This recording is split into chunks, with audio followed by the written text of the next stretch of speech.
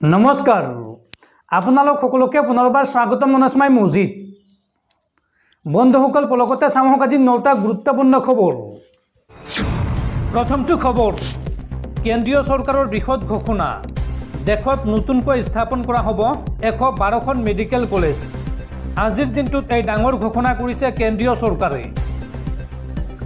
কেন্দ্ৰীয় চৰকাৰে দেশত 112খন নতুন মেডিকেল কলেজ স্থাপনত অনুমোদন জনাইছে। নতুনকৈ স্থাপন হ'বলগা মেডিকেল কলেজৰ ভিতৰত উত্তৰ প্ৰদেশত সৰ্বাধিক 22খন আছে।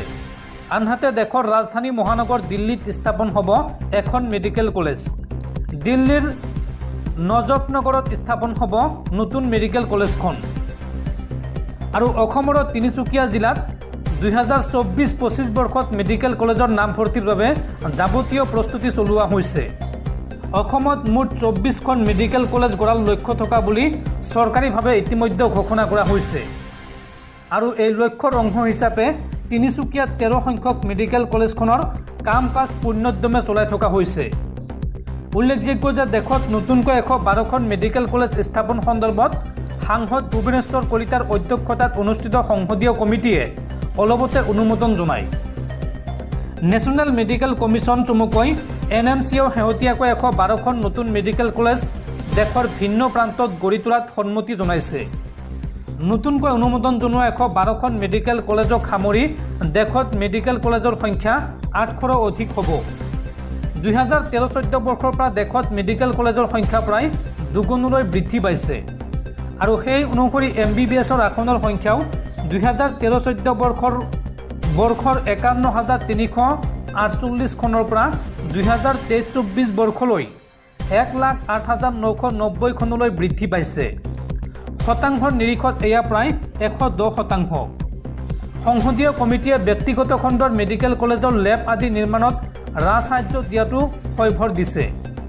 মেডিকেল শিক্ষাৰ ব্যয় হ্ৰাসকৰণৰ উদ্দেশ্যে এই সাহায্য দিয়াৰ কথা ঘোষণা কৰা হৈছে।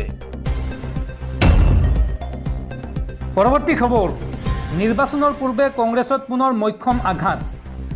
অহা 2 এদিনৰ ভিতৰত বিজেপিত যোগদান কৰিব APCCৰ সভাপতি ভূপেন বৰাই। এই মন্তব্য ৰাজ্যৰ মুখ্যমন্ত্ৰী ডক্টৰ হিমন্ত বিশ্ব শৰ্মাৰ। শীঘ্ৰেই বিজেপিত যোগদান কৰিব অসম প্ৰদেশ কংগ্ৰেছ কমিটিৰ সভাপতি ভূপেন বৰাই।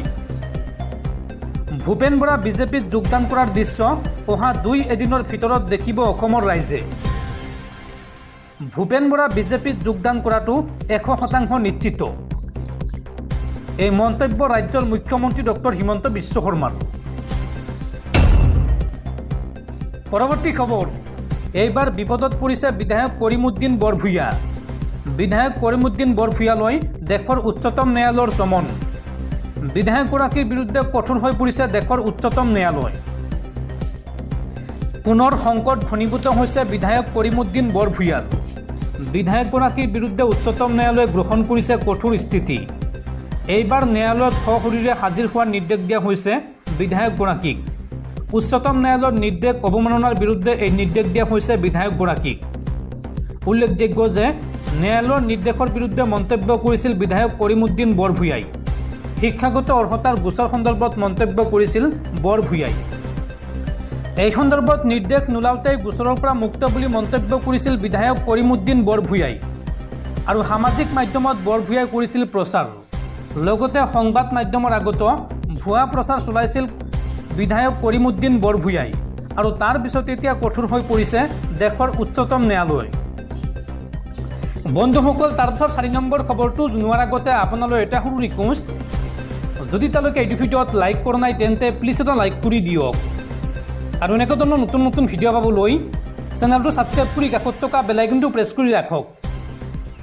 পৰৱৰ্তী খবৰ, দেশত পুনৰ সংঘটিত হৈছে ভয়ংকৰ পথ দুৰ্ঘটনা। এইবাৰ স্কুল বাছ দুৰ্ঘটনাগ্ৰস্ত হৈ থিতাতে মৃত্যু হৈছে 8গৰাকী শিক্ষাৰ্থীৰ। লগতে আন কেইবাজনৰ অৱস্থা অতি সংকটজনক। ঈদৰ দিনাই দেশত সংঘটিত হ'ল এই ভয়ংকৰ অঘটন। পবিত্ৰ ঈদৰ দিনাই দেশত ঘটিল এক বৃহৎ অঘটন। স্কুলীয়া শিক্ষাৰ্থীৰ সৈতে ঘটিল দেশ কোপোৱা দুৰ্ঘটনা। দ্ৰুত বেগেৰে গছত খুন্দিয়ালে নিয়ন্ত্ৰণহীন স্কুল বাছে। আৰু এই দুৰ্ঘটনাত থিতাতে নিহত হৈছে স্কুল বাছখনৰ 8গৰাকী শিক্ষাৰ্থী। আৰু গুৰুতৰভাৱে আহত হৈছে 15 জনৰো অধিক শিক্ষাৰ্থী। স্কুল বাছখনৰ চালক খুৰামত্ত হৈ থকাৰ অভিযোগ উত্থাপন হৈছে আৰু দুৰ্ঘটনাগ্ৰস্ত বাছখনৰ ফিটনেছ উকলি গৈছিল 6 বছৰ পূৰ্বেই। হাৰিয়ানাৰ মহেন্দ্ৰনগৰত সংঘটিত হৈছে এই শোকাবহ দুৰ্ঘটনা। ঈদৰ দিনটোত বিদ্যালয় বন্ধ নিদিয়াৰ বাবেই ঘটি গ'ল এই ভয়ংকৰ অঘটন। আৰু এতিয়া জিয়াল পাব্লিক স্কুলৰ বিৰুদ্ধে ব্যৱস্থা গ্ৰহণৰ দাবী উত্থাপন